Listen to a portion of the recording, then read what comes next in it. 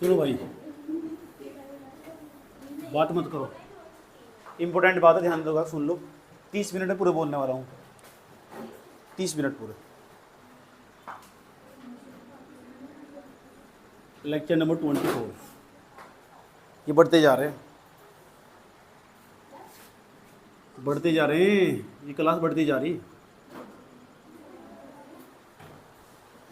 और जब भी मैं पढ़ाने आ रहा हूँ ना, तब भी तुम्हारा कुछ ना कुछ कॉन्सेप्ट क्लियर कर जा रहा हूँ, समझ में आया बात?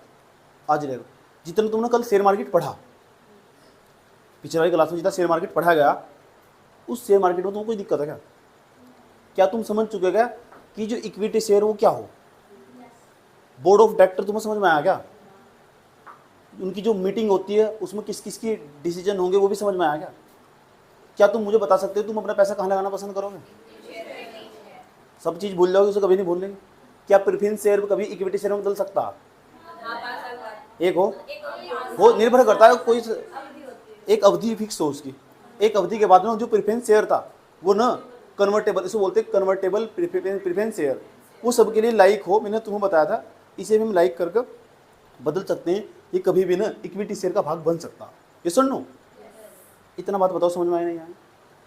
अब जितना ही मैंने तुम्हें पढ़ाया हो शेयर वाला सिस्टम, अब मैं तुम्हें समझाता हूँ यूपीएससी के अंदर इसका क्या यूज हो, यूपीएससी एग्जाम तक क्या लिंक है इसका, ये तो समझा रहा था। ऐसा तो मैं तुम्हें कॉमर्स की क्लास में लेकर चला जा रहा, मैंने ना मैं कॉमर्स की क्लास में इतना ही घुसूंगा जितना यूपीएससी में यूज होगा।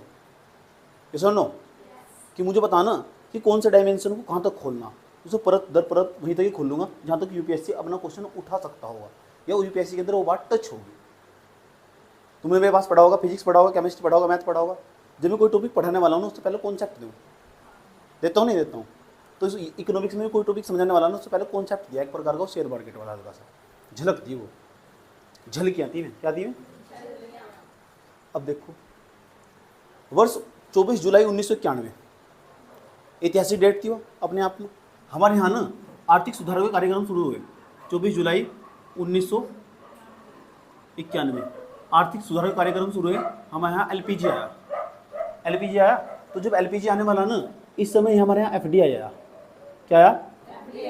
एफडीआई। इसे बताने की कोई आवश्यकता नहीं है, इसे बोलते हैं प्रत्यक्ष विदेशी निवेश, प्रत्यक्ष विदेशी निवेश। और निवेश का कितना महत्व ये उस दिन क्लास में, पिछले वाली क्लास में तमीज से बताया गया। बिना निवेश के तो कुछ भी नहीं है, समझ में आई बात है? अगर निवेश नहीं होगा तो अवसंरचना प्रमोट नहीं होगी। जब तक अवसंरचना वो प्रमोट नहीं होगी, प्रोत्साहित नहीं होगी, तब तक पूंजी निर्माण की दर बढ़ने वाली नहीं। जब तक पूंजी निर्माण की दर बढ़ने वाली नहीं, उत्पादन तो बढ़ने वाला नहीं बिल्कुल भी, और उसके बाद सारी चीज़ें कुछ भी नहीं बढ़ने वाला, सब चीज़ कम होती चली जाएगी। ये सुन लो, तो क्या निवेश बढ़ना जरूरी? तो ये एक प्रकार का निवेश ही। तो क्या हमारे देश के अंदर एफडीआई आना चाहिए?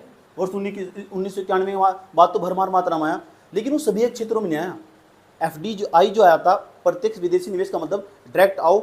इससे पहले हमारे यहाँ पता क्या था, ये हमारा इकोनॉमी है, आया समझ लो, बाहर ही हमने गेट क्लोज लगाए हुए थे, नहीं आ सकते तुम, अंदर एंट्री नहीं मार सकते। ये इंडिया हमारा, इस इंडिया के अंदर तुम बाहर का किसी कंपनी को आने की अनुमति नहीं आती। कोई भी कंपनी भारत के अंदर आकर व्यापार नहीं कर सकती थी, क्योंकि जो भारत की नीति थी ना, वो संरक्षणवादी थी। आया समझ में? कैसी नीति थी? अपने जो उद्योग धंधे थे ना, उन्हें बचाने की कोशिश करते थे। वो तो परिस्थितियाँ कुछ ऐसी बनी, बाहर की कंपनियों को हमने आने की अनुमति दी और मैंने भारत के अंदर आकर अब व्यापार कर सकती थी, जो व्यापार कर सकती थी। लेकिन क्या व्यापार सभी क्षेत्रों में कर सकती? नहीं, हमने ना कुछ ही क्षेत्र ऐसे जो छोड़ दिए गए, लेकिन सभी क्षेत्रों में आने की अनुमति नहीं दी। और आने के लिए उनके लिए कुछ गाइडलाइंस बनाई गई, तुम आ सकते हो और कहाँ कहाँ कितना पैसा खर्च कर सकते हो, ये हमारा निर्णय होगा। कुछ क्षेत्र तो ऐसे थे 100% आ जाओ, 100% एफडीआई लेकर जाओ, हम तुम रोकने ठोकने वाले नहीं हैं। आया समझ में? तो जो भारत सरकार ने ना इन एफडीआई वालों को मतलब प्रत्यक्ष विदेशी जो निवेश है, इन निवेशकों को, इन इन्वेस्टर्स को जो एफडीआई के तहत आते थे, भारत के अंदर आने की परमिशन दी। तो इन्हें एक ही बात कही गई, तो भारत सरकार ना अब 5 लिमिट पर काम कर रही है, 5 लिमिट पर काम कर रही है भारत सरकार। कुछ क्षेत्र, एक क्षेत्र छोटा है ऐसा जिसके अंदर एफडीआई को बिल्कुल भी अनुमति नहीं है, उसका नाम था ऊर्जा क्षेत्र, परमाणु ऊर्जा क्षेत्र। क्योंकि वो तो हमारे संवेदनशील क्षेत्र है ना, कुछ संवेदनशील क्षेत्र वहाँ आने की अनुमति नहीं आती। रक्षा क्षेत्र में भी अब कुछ क्षेत्र में आने की अनुमति दे दी गई, लेकिन परमाणु क्षेत्र को हमने साइड में ही करके रखा आज तक भी। क्यों? क्योंकि हमें उन पर विश्वास नहीं है। हो सकता है हमारी तकनीक चुरा कर बाहर लेके चले गए फिर में, इसलिए हम वहाँ एफडीआई आने की अनुमति दी। एफडीआई का मतलब कोई बाहर का निवेशक आएगा, उस क्षेत्र में पैसा लगागा और खुद भी लाभ कमागा और भारत के लोगों को रोजगार देगा और डॉलर भी लेकर आएगा, भारत के लिए बेनिफिट कर देगा। आया समझ। इस तरह करके भारत का समग्र विकास करता होगा एफडीआई। तुम्हें जानकर हैरानी होगी भारत के अंदर जो सबसे अधिक मात्रा में ना, भारत पूरी दुनिया में सबसे अधिक मात्रा में तीसरे नंबर का ऐसा देश है जहाँ सबसे अधिक मात्रा में एफडीआई आता है। पहले नंबर पर सबसे एफडीआई आता है ना, एफडीआई मतलब फॉरेन डायरेक्ट इन्वेस्टमेंट। बाहर के लोग उस देश में जाकर उसे पसंद करते हैं, वहाँ कंपनियां लगाते हैं, उसका नाम अमेरिका, इसीलिए वहाँ का उत्पादन चरम पर आया समझ में। और हमारे यहाँ जो सबसे ज़्यादा एफडीआई आ रहा, वो आ रहा है सिंगापुर से। कहाँ से? ये सब चीज़ें याद रखनी। तुम एफडीआई के बारे में सर्च करना घर जाकर गूगल पर, सब लेटेस्ट डाटा सारा लिख लेना। मैं एफडीआई समझाने जा रहा हूँ। ऐसे समझ में, एफडीआई हमारे यहाँ सबसे ज़्यादा आ रहा है, यानी सिंगापुर वाले लोग हमारे यहाँ का कंपनी का व्यापार लगा रहे हैं। और दूसरे नंबर पर आ रहा मॉरिशस था। मॉरिशस है नहीं कुछ, छोटा सा देश, चप्पल के आकार का। समझ में आया बात? यार कुछ भी तो नहीं है। इधर देख लो, इतना बात बताओ समझ में आया नहीं यहाँ कोई प्रॉब्लम नहीं था। तो पहले भारत सरकार की जो नीति थी ना, वो संरक्षणवादी थी। अब हमने इन आने की अनुमति दी। हमने कहा हमारे देश में आओ, कंपनी लगाओ, कोई बात नहीं। हमारे यहाँ का जो विदेशी मुद्रा भंडार है ना, उसकी टोकरी में डॉलर बढ़ाओ। हमारी स्थिति बहुत खराब, आना स्टार्ट कर दिए।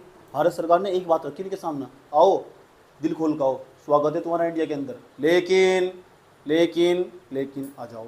परमाणु ऊर्जा क्षेत्र की तरफ आने की कोई अनुमति नहीं है। वहाँ बहुत भारी बोर्ड लगा हुआ, नो एफडीआई, यहाँ आने की कोई अनुमति नहीं है। कुछ क्षेत्र थे जो छोड़ दिए गए, संवेदनशील क्षेत्र थे।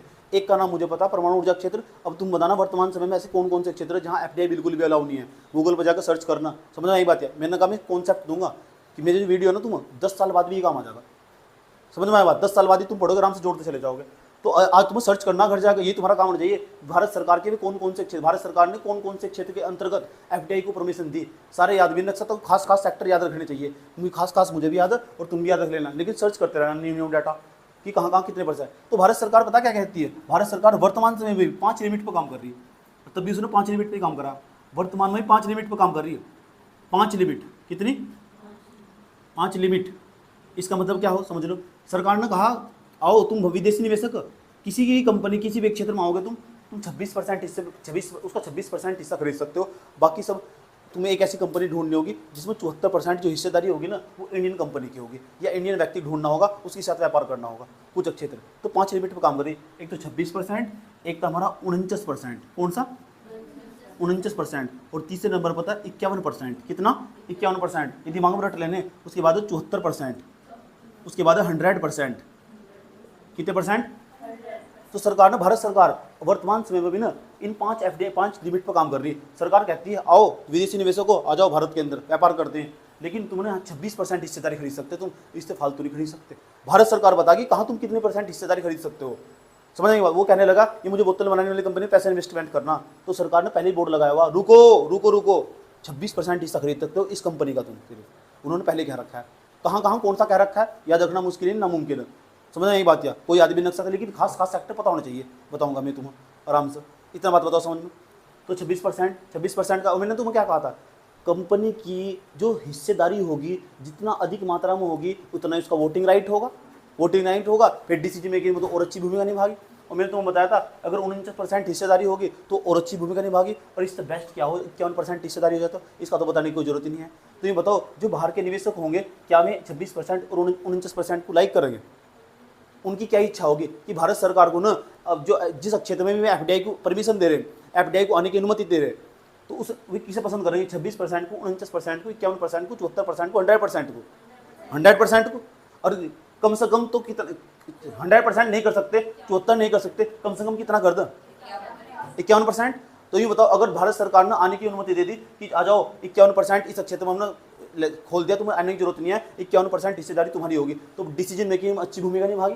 तो बताओ जब बाहर की कंपनियां जो एफडीआई निवेशक होंगे वे इस रेट को देखकर, इस दर को देखकर आकर्षित होंगे, प्रतिकर्षित होंगे। वे तो वापस से लौट जाएंगे, कह रहे हम नहीं आने वाले तुम्हारे यहाँ। तो इसका मतलब पता क्या हो? इसका मतलब ये एफडीआई वाले ना, ये आने वाले तो है नहीं इस दोनों रेट को देखकर। समझ में आया बात? या लेकिन कहते हैं भारत बहुत बड़ा बाजार है, भारत के अंदर हर चीज़ का डिमांड है, जो कहीं ना बिका वो भारत में बिका। क्या कहा? अब भारत का लोग हर जगह बिका। समझ में आया बात? या जो कहीं ना बिका वो भारत में बिका, जो भारत का लोग हर जगह बिका। ये कहा जा भारतीय लोगों के बारे में बात। भारत के लोग बड़े एग्रेसिव हो, बताऊंगा इसके बारे में, सुनो।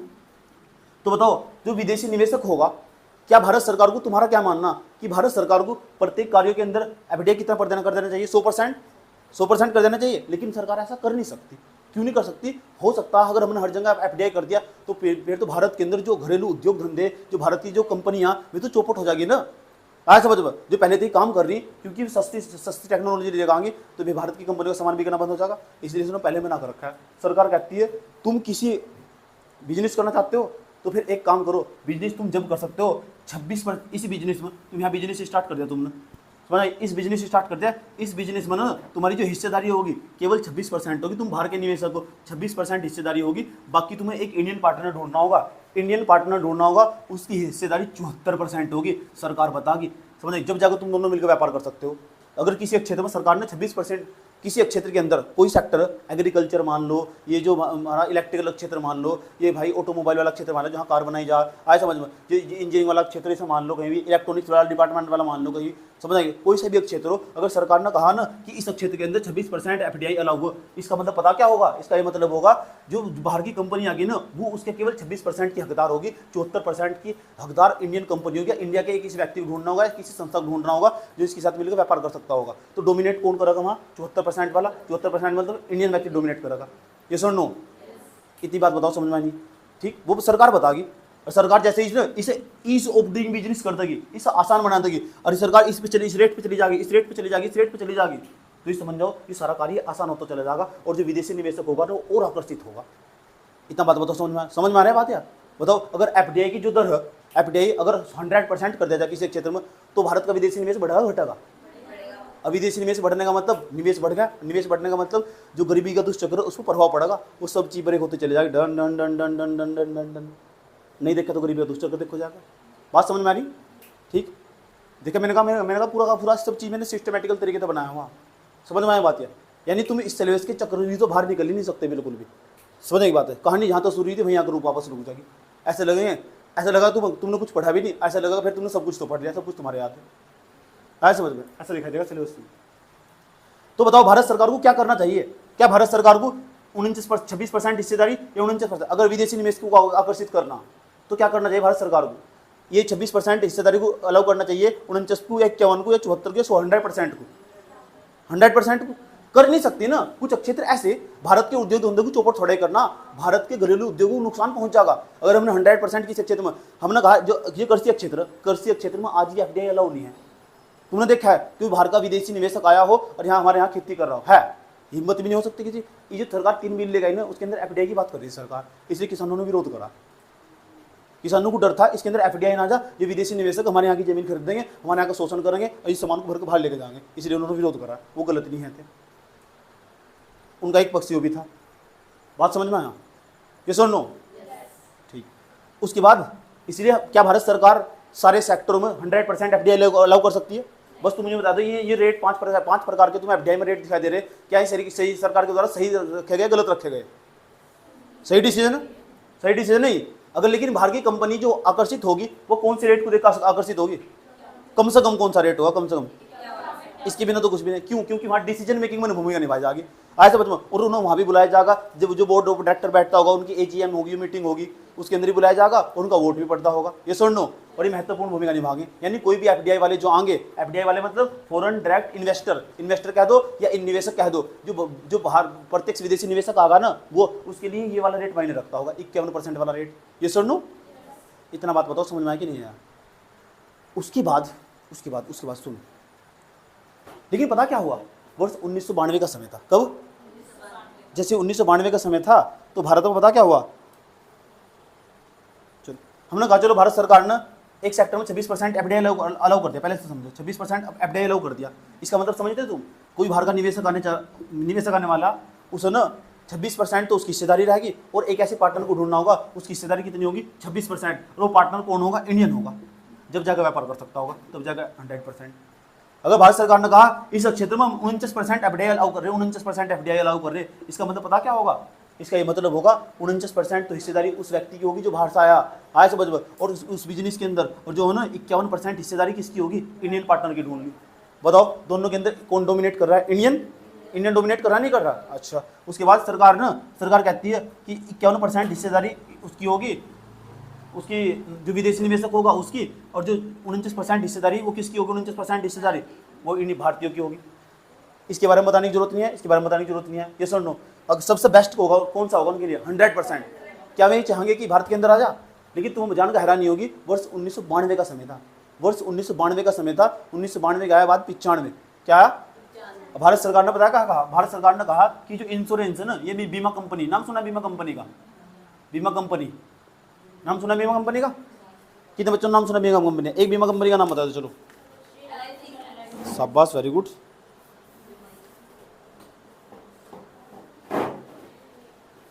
किन्ने किन्ने करवा रखा बीमा? बीमा किन्ने किन्ने करवा रखा?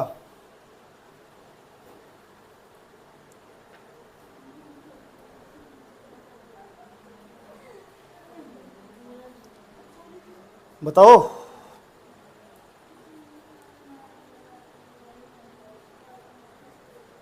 कोई दिक्कत? बीमा बताओ किसने किसने करवा रखा है? कोई जिसने बीमा करवा रखा? तो जी बीमा कंपनी, तुम्हारे घर लोग घर पर विश्वास नहीं है। यहाँ देखो बीमा कंपनी की तुम जिंदा भी रहोगे, इधर देख लो। सुन लो, जो बीमा कंपनी है ना, मेरा बीमा हो रखा, बताऊंगा पूरी बात। इसमें से नहीं बात क्या है यार। जो बीमा कंपनी है ना, भारत सरकार ने पता क्या कहा? वर्ष 1995 की बात बता रहा हूँ, वर्ष 1995 की बात, 95 की। वर्ष 1995 में ना भारत सरकार ने, कितनी इंपॉर्टेंट बात, भारत सरकार ने कहा बीमा कंपनी तुम अमेरिका की हो, न्यूजीलैंड की हो, फ्रांस की हो, स्कॉटलैंड की हो, इधर की हो, उधर की हो, आ जाओ भारत के अंदर। और ये भारत के अंदर आना स्टार्ट कर दिया 1995 में। वो पता क्या कहा? एफडीआई की लिमिट पता कितना रख दिया? 26%। कितना? इनके लिए कैसा समय रहा होगा? अच्छा की बुरा? इन्हें कैसा लगा होगा, अच्छा की बुरा? इतना मत बताओ, इन्हें अच्छा लगा होगा कि बुरा? बुरा। लेकिन तुम्हें जानकर हैरानी होगी, ये 26% थी ना जो कंपनियां, कितनी थी? 26% जब एफडीआई है, पूरी दुनिया की कंपनी भारत के अंदर आई, पूरी दुनिया की कंपनी भारत के अंदर आई और जबरदस्त मात्रा में आई। क्यों? भारत बहुत बड़ा मार्केट है, इतना बड़ा मार्केट। 26% एफडीआई अलाउ करने से भारत सरकार, मनमोहन सिंह की सरकार थी, उन्होंने जब 26% एफडीआई अलाउ कर देना, पूरी दुनिया की कंपनी भारत में आई और भारत में व्यापार कर रही है। आज भी वर्तमान समय में भी इतनी कंपनियां गिना दूंगा, तुम गूगल पर जाओगे, लिस्ट लंबा लंबा लगे। इतना बात बताओ समझ में आए कि नहीं है? कोई प्रॉब्लम यहाँ तक?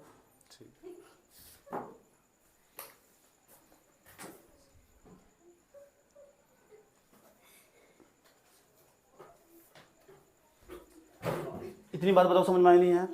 कोई प्रॉब्लम यहाँ तक? चलो ठीक। पूरी दुनिया की कंपनी भारत में आई। अब ना हे चुप हो जाओ, ये 26% था ना, मैंने सुना कि जो ना वर्ष 1900 पता क्या हुआ? वर्ष 1900 नहीं, सन 2013-14 के समय में, 13-14 के समय में पता किसकी सरकार थी? 13-14 के समय में सरकार थी मनमोहन सिंह की सरकार। मनमोहन सिंह की सरकार थी 13-14 के समय में, 2013 और 14 के समय में मनमोहन सिंह की सरकार थी। 13-14 में मनमोहन सिंह की सरकार थी और मनमोहन सिंह की सरकार के समय में पता क्या हुआ? इन्होंने ये जो एफडीआई थी ना, ये एफडीआई थी, एफडीआई की लिमिट ना बढ़ा के 26 से लेकर 49% कर दी। 49%, सोच सकते हो? 49%। बाद में जाकर पता क्या चला? पिछले साल 2019 के समय में, ठीक, 2020-21 के बजट में निर्मला सीतारमण आई, पता क्या कह रही? यू कह रही बैंकिंग इंश्योरेंस है ना, ये जो बीमा कंपनी, इसमें हम ये एफडीआई की लिमिट को बढ़ाकर 74% कर रहे हैं। कितने परसेंट? 74% कर दी। इसका मतलब क्या करना चाह रहे थे? वे करना चाह रहे थे कि पूरी दुनिया की कंपनी भारत के अंदर आनी चाहिए और व्यापार करनी चाहिए। इतना बात बताओ समझ में आया नहीं है? कोई प्रॉब्लम है यहाँ तक? ठीक, कोई दिक्कत? अब मैं तुम्हें कुछ कंपनी के नाम भी बताता हूँ, तुम्हें समझ में आया बात ये, जो भारत के अंदर इंश्योरेंस का बिजनेस कर रही है। अब जरा एक बात बताओ, लेकिन ये बताओ 100% तो नहीं कराना भी, तुम चेक कर लेना, बताना मुझे बीमा क्षेत्र के अंदर जो एफडीआई हो, बीमा क्षेत्र के अंदर 74% है कि 100%? तुम गूगल पर सर्च करना और बताना मुझे बीमा क्षेत्र के अंदर एफडीआई कितने % है। लेकिन पता क्या, सुन लो इंपॉर्टेंट बात, सुन लो ध्यान लगाकर, कि आज पूरी दुनिया की कंपनी भारत के अंदर मौजूद है और इंडियन कंपनी के साथ मिलकर व्यापार कर रही है। पता, नाम बता रहा हूँ तुम्हें, एक का नाम सुन लो, कोटक महिंद्रा बैंक। कोटक महिंद्रा का नाम सुना? कोटक महिंद्रा, जो कोटक है ना, सुन लो, जो कोटक है, ये पता कहाँ की कंपनी? यूके की, यूनाइटेड किंगडम की, भारत की कंपनी नहीं आया, क्योंकि भारत सरकार ने ना अनुमति नहीं दी थी, 100% एफडीआई छोड़ा दिया था। उसके बाद कोटक महिंद्रा भारत की कंपनी, महिंद्रा भारत की कंपनी, जो कोटक है ना वो कोटक यूके की कंपनी। मैंने कहा क्यों, क्योंकि भारत सरकार के द्वारा ना, भारत सरकार के द्वारा एफडीआई 26% रखा गया था, फिर 49% और फिर 74%, 100% अब भी नहीं। क्यों, क्योंकि ये लिमिट पता क्या कहती है, ये लिमिट कहती है कि इस एक हिस्सा मतलब जो 26% तो उनकी हिस्सेदारी होगी, तो 49% फिर उनकी हिस्सेदारी होगी, 26% 74% इंडियन पार्टनर को ढूंढना पड़ेगा। यानी एक इंडियन पार्टनर के साथ मिलकर ही व्यापार कर सकते हैं जब तक हम 100% एफडीआई नहीं करते। और आज ही भारत के अंदर बहुत बड़ा व्यापार ट्रेड कर रहे हैं, ये सुन लो। एक कंपनी का और नाम बता रहा हूँ, नाम सुना होगा ना बैंक का, आईसीआईसीआई बैंक, आईसीआई है, ICI production Prudential, ICI Prudential, search कर लेना नाम इसका, आईसीआई प्रोडेंशियल। जो पता, जो आईसीआई है ये तो हमारी भारत की कंपनी, और जो प्रोडेंशियल है ना ब्रिटेन की कंपनी। कहाँ की? ब्रिटेन की कंपनी है। उसके बाद तुम्हें बता रहा हूँ मैं HDFC standard life, HDFC standard life ये भी बीमा का काम कर रही है भारत के अंदर। एचडीएफसी है ये तो भारत की कंपनी है, और जो स्टैंडर्ड लाइफ है ना या स्कॉटलैंड की कंपनी, स्कॉटलैंड की कंपनी हाँ ये भारत के अंदर बीमा का काम कर रही है। पता लग गया ऐसा क्यों कर रही, पता लग गया क्योंकि भारत सरकार ने ऐसा इसलिए क्यों कर रही है, ऐसा इसलिए कर रही है क्योंकि भारत सरकार ने परमिशन नहीं दिया ना 100%। अगर 100% परमिशन देती स्टैंडर्ड लाइफ आती। आया समझ में? अगर कोटक महिंद्रा क्यों कह रहे हैं हम कोटक महिंद्रा, कोटक भारत की कंपनी, और जो महिंद्रा ना ये तो कहा यूपीएससी का जो तैयारी हो ना वो काफी इसका लेवल ऊपर है। तो कोटक महिंद्रा क्यों कह रहे कोटक महिंद्रा, कोटक महिंद्रा अगर जिस दिन भारत सरकार ने परमिशन दे दिया ना तो कोटक अलग महिंद्रा अलग, दोनों जुदा हो जाएंगे। आया समझ में? हो जाएंगे नहीं हो जाएंगे? तुमने नाम सुना हीरो होंडा का? पहले हीरो होंडा दोनों एक साथ चलते थे, कहते नहीं अब अलग होंगे नहीं, क्योंकि उस क्षेत्र में ना अब हीरो अलग और होंडा अलग, उस सरकार ने 100% एफडीआई दे दिया, इसलिए हीरो अलग होंडा अलग। बात समझ में आया? सब कुछ चीज कहाँ जुड़ी, एक बार कर दो सर, रुक जाओ शांति के साथ, इतना बात बताओ समझ में आई नहीं है? उसके बाद तो तुम पता क्या करना, तुम्हें एफडीआई के बारे में पूरी जानकारी लेगा नहीं कल नए लेटेस्ट डाटा कि 2020-21 वाले बजट में 2020-21-22-23 वाले बजट में क्या कहा गया था एफडीआई के बारे में, कुछ भी सर्च करके लेगा ना तुम, समझ लेटेस्ट डाटा तुम्हारे मेरे सामने लगेगा, कौन से देश से ज़्यादा एफडीआई आ रहा है, किसके पास सबसे ज़्यादा एफडीआई आ रहा है, इसके बारे में सर्चिंग। कल को भी तुमसे डाटा देखूंगा, तुमसे 1.5-2 पेज का डाटा निकाल कर लाएगी, 1.5-2 पेज का डाटा, लेटेस्ट डाटा एफडीआई के बारे में सर्च कर लो। यस और no? Are you ready? Okay, done करते हैं।